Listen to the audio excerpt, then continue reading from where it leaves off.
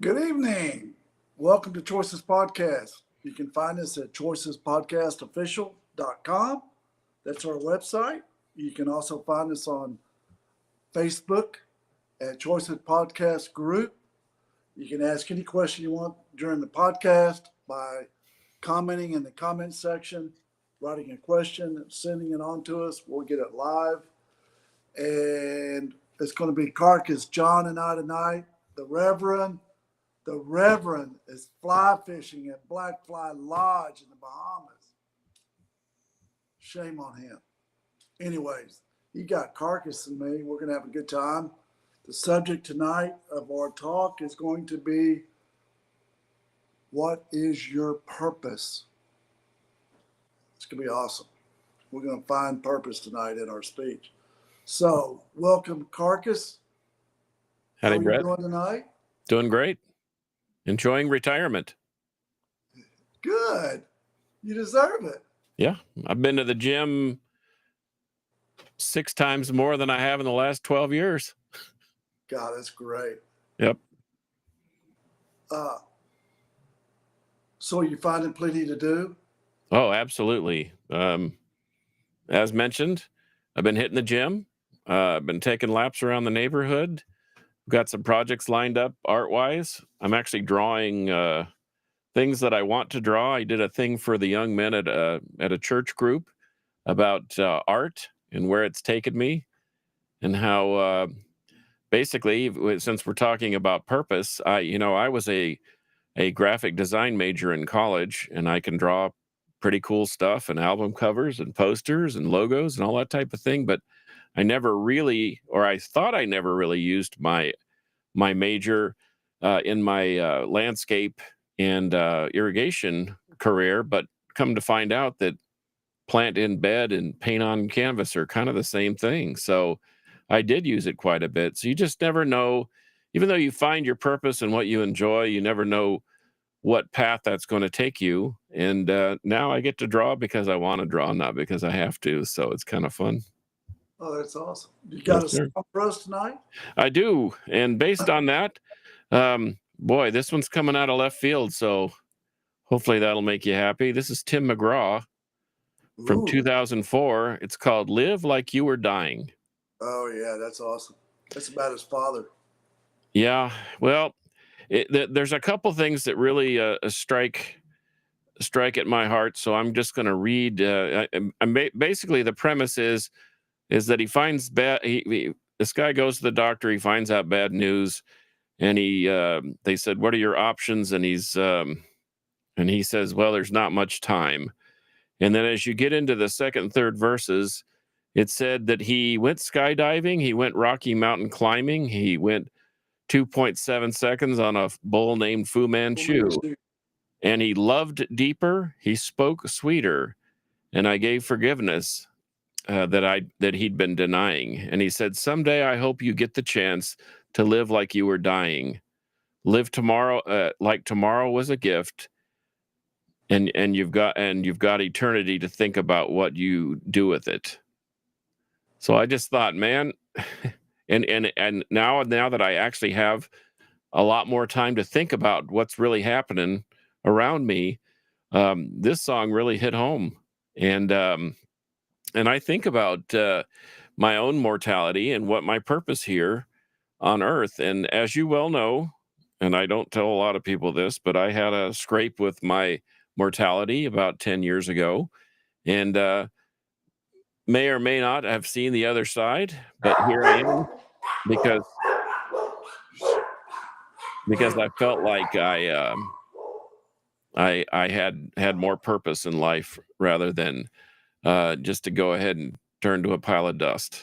So that has given me cause to think even more now that I have time to do so. It's helped me manage my time, and like I said, I know I'm not silly enough to think I can live forever, but I can surely extend in the quality of my life. And I think that's what's important about finding purpose. Yeah, I think purpose is, you got to find purpose. Like that's a big general word. What's your purpose? I mean, I like to work, so I get a lot of purpose out of my job because I help people every day. Well, maybe the better word, Brett, is what is your stewardship? What do you think that you're responsible for while you're here? And that may change your perspective on your purpose. I don't know. Yeah, That's yeah. Look, so I can go off on that because Sake and I are getting closer in our church, and working with our church more, trying to help our church more. You know, I've got a church law firm called Stalkup Brewer Wallace and Lang. Did you know? And you learn more about churches, man, and it's crazy out there. Churches are crazy too. they can be. We've had Yeah. that experience here at in our local area Oh yeah. the hierarchy of certain churches not Yes. quite living We do were as I sort of say, not as I smack in the do. middle of all that. Yeah. Anyways, 94% of the giving of any church is from baby boomers. 6% is from Generation X and Generation Z. And people are worried about the sustainability of the church because after the boomers are gone, the church won't survive with the way the numbers are right now. So I'm trying to make a difference. One of my purposes is to make a difference in helping churches sustain life through giving Hmm. and doing wills and trusts for congregants of the church. And we're giving each part of a will to the church and making it where they can give to the church. People don't stop to realize they can give to the church after they're gone, you know? But I'm working a lot in their area. That's pretty cool.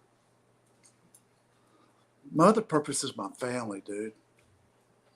Yep. My daughter says hello, by the way. She's a friend. Yeah. You know, it's hard to figure out who your friends are and who they aren't. Yeah. You got 10 fingers, I got 3. Mm. But do you think purpose is headed toward your friends too? Your purpose in life? I think it's bigger than that. I think it's bigger than that, but I think that I mean, we're not down here to handle all this by ourselves. And I think Right. that surrounding yourself with quality people will help you achieve uh, your purpose in life. It'll help you understand your stewardship. Um, but you know, and there are times where you need an earthly perspective too, and that's why I rely on my father a lot. I actually rely on my daughter quite a bit. I rely on my wife, and there is right there. There are 3 different, completely different perspectives, but they're all valid because they're all part of my circle. Right. So, but I think understanding what your purpose is imperative, or otherwise you're just spinning your wheels. And as my dad would say, all airspeed and no direction will get you right into the side of the mountain. That's Yeah. pilot speak. I had lunch with Judge Kincaid yesterday. He's my mentor. And he was like, "So how many more years are you going to work?" Well, I asked you the same thing, Judge. You're still working at 75, rolling. You know, I think I'll work till pretty much till I can. But I don't think that has a lot to do with my purpose. I'm trying to reel back, do more fishing. I'm looking for a place on a lake where I can spend the weekends, because if I don't leave on the weekends, I work. So I'm trying to, get some different areas going that are fun for me. Well, I think the misnomer of work is just that. Are you working for corporate America? Are you working for yourself? Or are you still like a shark? If a shark stops swimming, it'll drown and it'll die. Yeah. So, me in particular, yes, I have retired from corporate America, but I'm still working. I'm still organizing records and tapes and CDs. I'm still helping a local store open their doors to a bigger audience. I'm using my knowledge to help them realize Well, that's your passion. Your that's my passion. passion. Okay. But beforehand, when I was working, had my head down, shoulder to the wheel, and that whole business, I didn't have time for that. So Well, now let me I ask you do. this: is purpose the same as passion? Boy, that's if you wanted to have a short episode, I think you just popped the balloon, because I don't think that would be a short response. I think that would be something I'd love to hear other people's perspective on that. But I think that if you're happy in what you're doing, then it's really not work, but understanding the 9 to 5 everyday drudgery is, it's different. Now my focus has veered away from corporate America. My focus is on, like you, on myself, my family, and then those closest around me.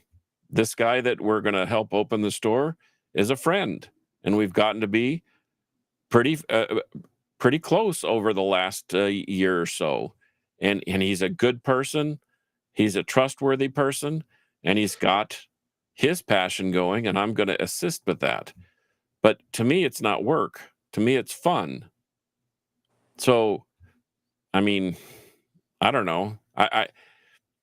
Once again, I know what my purpose is. I'm still trying to figure that out, but it's because I know what my stewardship and what my direct responsibility is.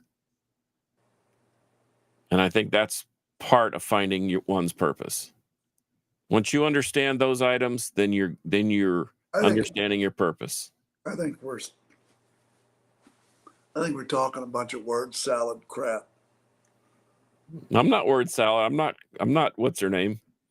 No, I'm just saying. No, I'm not feeling the love on this subject. Let me ask you this question. Maybe we can get there this way. What is it to lack purpose? People say people who lack purpose are the suicidal type, they have suicidal tendencies. What does it mean to lack purpose? I don't think you have no direction. You have no clear understanding of what your stewardship or responsibility is. That goes back to those two words. If I know what those are, then now I'm focused on what my purpose is. My purpose is to help those things happen. So when I wake up in the morning and I lack purpose, I feel blank. What's blank? Lost. Lost. I agree. So, You have to find yourself a direction. You have yes, to you have to you have find to yourself. focus. You have to focus. You have to So stay here, focused whether or not you're living, working, or retired. You still have to have focus. like my grandfather would say, he was in business to make a living, not a killing, but he was not there to exist. Right. So I had one of my nieces had a baptism for her little boy this weekend, and I love Greek. I love the Greek culture. They teach you more about family than you could ever imagine. I mean, when you go to a baptism, it's an hour and a half. That baby, when you walk out of that church, that baby's baptized. So we go to lunch, brunch, whatever you want to call it, and I get to sit with the two Jimmys of church, Jimmy Gregg, and the other Jimmy. Jimmy is 86. He told me 10 years ago I had a heart attack. Doctor told me two things: work out and keep working. Because if you lose your purpose, you will die. I agree with that. That's a lot of where I am. My problem is I had to get to a point where I was comfortable enough to really hunker down and focus, because as I reflected on my mortality, I've got 20 or 25 more summers ahead of me if I'm lucky. And I've already had twice as many of, well, almost 3 times as many of those in the distance. So it's become more important to me to fulfill my stewardship and to find my purpose. And I do that by focusing. And you know what? I couldn't be happier. I went and I dropped some things, some tools and stuff that I had, some t-shirts or whatever that I had from the old company, and I dropped them off. And just being in that building, it felt different. And it was an interesting perspective on what I was dealing with every single day and what I have now, where I don't have that pressure. I don't have that constant grind. And it was a relief to me. It was like a testimony. It was like the heavens opening up saying, you did the right thing. Now continue on the path that you're on, because you're on a good path. I like to say that my job, I like to empower women, especially women that have been abused in a marriage. It gives me a lot of self-worth, and it gives me a lot of direction. It gives me a lot of focus in my practice. But also, I love the recovery defense. I love helping people that are addicted or alcoholics. I like getting them help. If I stopped practicing, that would stop, and I don't want that to stop. Well, I know for a fact, this is a fact. I know I've known you 20 years plus, that even if you don't go to do the 9 to 5 at the office, that you're not going to stop helping people. Yeah. You'll find a way to interject and lend a helping hand. I know, because that's who you are. That's not a job. That's just who you are. You've already discovered that. Now, I got to teach at Austin Street, the shelter on the women's side of the Austin Street, and I was teaching them every week. Class, I had a ball doing that. That was a ball. I made a 4-month commitment, and I taught every Thursday afternoon from 1 to 3. And man, you know what you learn is that all of us are 3 steps away from being homeless. yeah. You know what I mean? So, Well, it's great that I you have think that purpose, opportunity. our producer, Mark, was talking about his purpose is trying to help people fight cancer. I get that. Well, he's had that unfortunate experience, but is it unfortunate if you're using that terrible negative thing to help others? No, I don't think so. It's fighting your way through it. So what can you tell somebody listening to the show tonight or watching the show to say, you have to do these 3 things to have purpose? Number 1. You have to, wow. Fortunate. You have to focus on what your core is. You have to focus about your core values. What is your core value? Is what you do and believe going to get you to your purpose? Is it That's that going right. to, It is. is that going to get to your is. goal? Yes. So you have to feel in your heart what your core value is. Okay. I would add to that. Mine's recovery. Okay. What's yours? I think the same thing. I need to recover my self-worth, because I just worked for everyone else, but I never did a whole lot for myself. Oh, that's okay. That's cool. Yeah. Okay. That's why I'm hitting the gym. So And you you have know to what? figure out what your core value is. Not take you out of it, Carcass. Okay. Put Joe up here. Joe, if you want to find purpose, you got to determine what your core value is. What is it? Helping men, helping women, helping kids, helping preachers, helping churches, helping YMCA. Well, there's a million things. There's a You million got to things. pick one. I'm gonna pick my family. I am gonna be there for my family. Today, I was the Uber driver taking someone to the hospital, to the doctor's office. And you know what? That trip there and back was invaluable in communication and getting to know that person, and they knew that it was okay for me to take that chunk of time out of my day and go down there. You know what? I'm with you on that because I think my family, I have to really stop to say, what are we going to do for fun? And then plan a vacation and make it where I'm part of it. And then I always journal to have fun on my vacation. And I always want to be MVP of vacation. That means I'm the ultimate fun dude on the whole trip. So I like that. So you got to have purpose. Purpose can be your family. Purpose can be your community. Purpose can be your church. But you have to find out what your core value is. What yours is art. You're good at art. You're good at music. Mm-hmm. I'm good at recovery. I'm good at motivating. I'm good at empowering. See what I'm saying? Yeah. You have to determine what you're good at so you can use your tools to make a difference on this earth while you're here. Well, you did an episode on journaling, and I think that is imperative.